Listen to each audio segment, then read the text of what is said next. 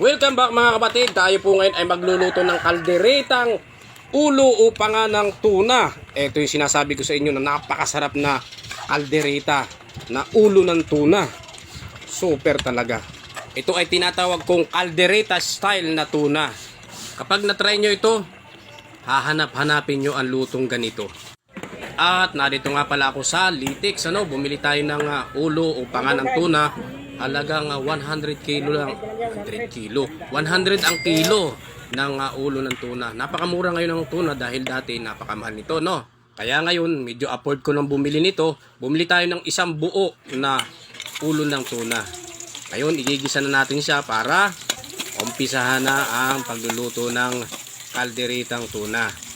At syempre, gusto ko na maliwanag yung video. Kaya dito tayo sa labas muli luluto, Kasi matirik ang araw, maliwanag. So para makikita ninyo ng maliwanag yung aking niluluto. Okay ba? Eto, makikita nyo talagang, yan, mata. Sigurado yan, ulo yan ng tuna. Ay inang, ay pagkasarap nito pagkatapos maluto nitong aking kaldereta style.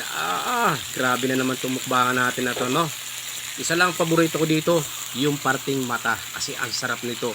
Grabe. Yun nga lang, medyo mauumay ka sa sobrang taba ng mata nito. Ito kasi yung pinakabalat niya sa pinakamukha niya o doon sa panga niya ay napakasarap, parang balat ba ng baka. Pag lumambot siya, ang sarap niyan, parang balat ng baka.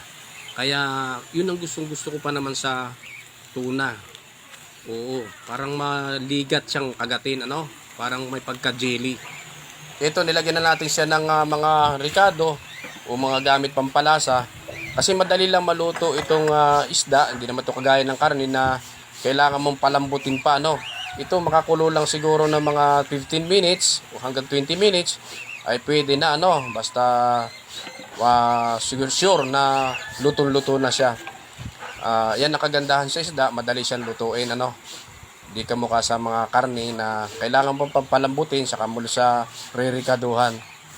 Ito, kahit isabay mo na yung ricado, pagkulo niyan, sigurado, pwede mo nang ilapang. Nakita nyo naman sa dami ng ricado nito, ewan ko lang kung hindi sumarap to, Nakita nyo mga nilalagay ko mga pampalasa, ayan, talagang kargado yan. Talagang di biro din na pagluluto ng ganitong kari-kari. Kari na naman ako. Kaldereta o disarsa ang tawagin, Kala ko noon sa karne lang ito pwede gawin, So natuklasan ko pwede pala ito sa isda, yung ganitong pagkakaluto. Ay inang! At kumukulo na. Ibig sabihin, malapit na siyang maluto, Kunting-kunti na lang. Ito na, nangangamoy na. Parang natututong na ata yung pinakailalim. Kailangan haluin. Kailangan mo rin itong haluin kasi baka matutong yung ilalim. Papangit naman yung pinakaamoy niya, amoy tutong.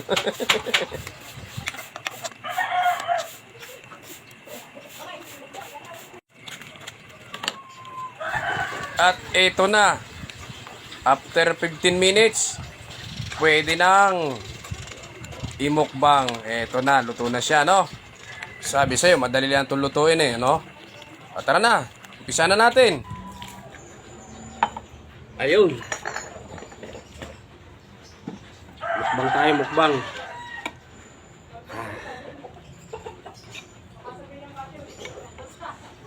Woo!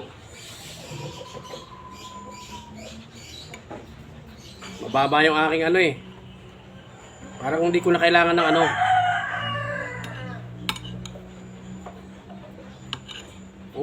uy. Ay, kita nyo ito. Mata. Bebet pusa dito sa aking tabi. Diba?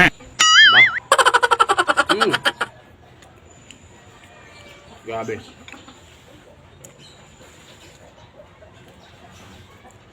Asa century tuna.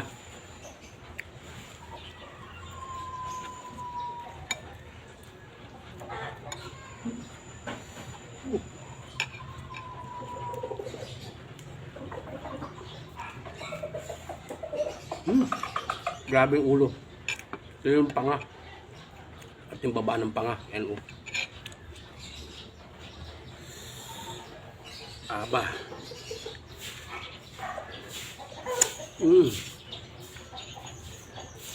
Uy. Parang karne ng baka. Parang yung ano. Parang yung taba ng baka o yung balat. May pusa naman ako yung katabi. So pusa. Di kasi ito yung pusa ko sa bahay. Dahil sa aking katabi yan.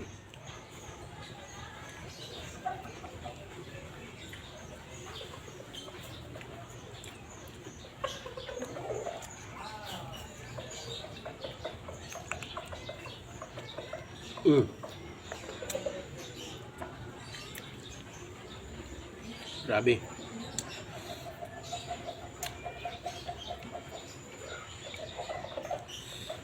Pusa. Grabe pag nagluto kayo nito. Sobrang sarap yung ano, ganito kaldereta. Lalo na rin kung ginataan. Napakasarap.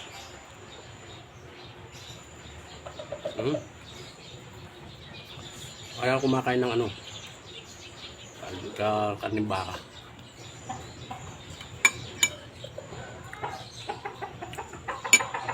Masarap yung sarsa.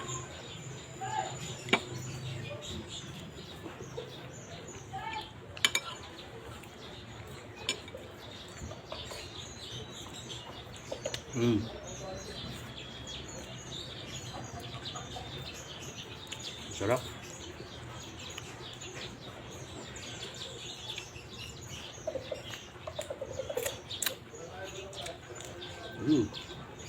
Ganipin ng ano, tuna. At yung baba ng panga.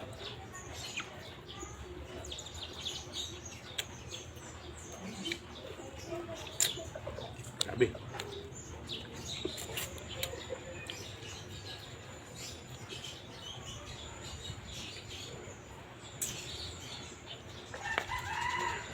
Buti na may katabi ang pusa. Yung taga-kain ng mga tinik-tinik. Grabe.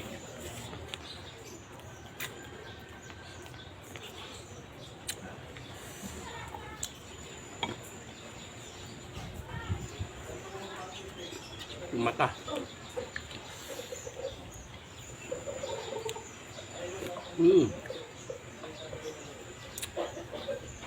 Sobrang sarap.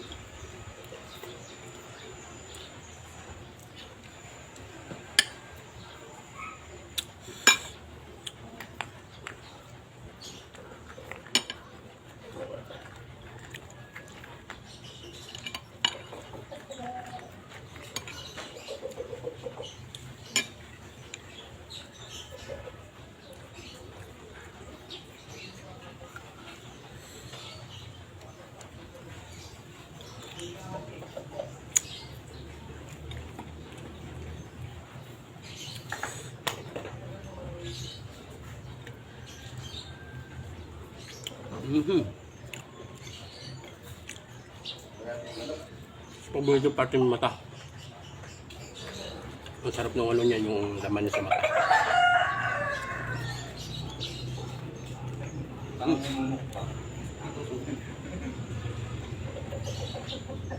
Kain tayo uling.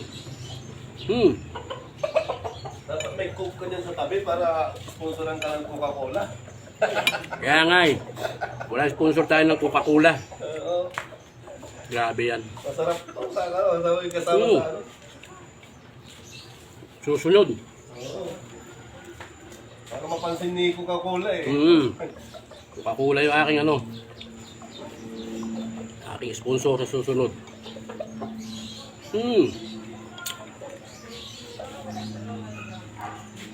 Ano? Kulang pa yan? Grabe. Sakto na yun sa manok ko eh. Sa ngayon, tubig lang muna. Wala!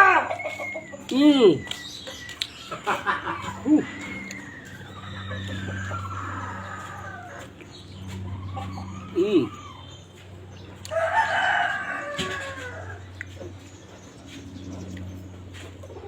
Mm. Sobrang taba nung ano, mata. Grabe.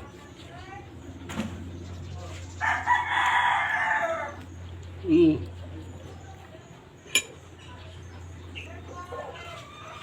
Mm.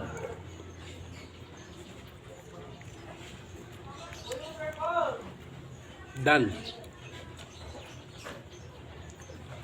Sobrang sarap. Oh, sobrang sarap.